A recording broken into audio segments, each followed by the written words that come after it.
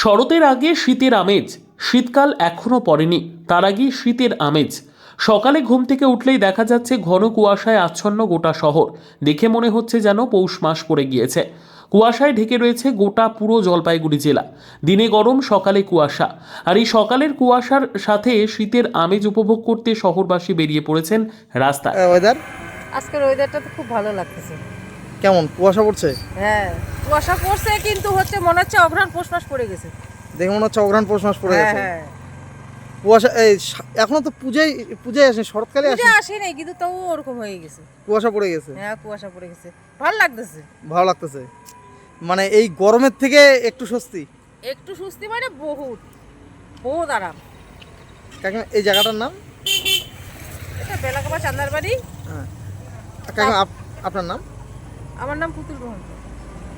Annapurna medical hall, chemist and druggist. এখানে সকল প্রকার ওষুধ পাওয়া যায়। নবাবহাট মোড়, পূর্ব বর্ধমান। যোগাযোগ করুন 6295528655 অথবা 7602347696।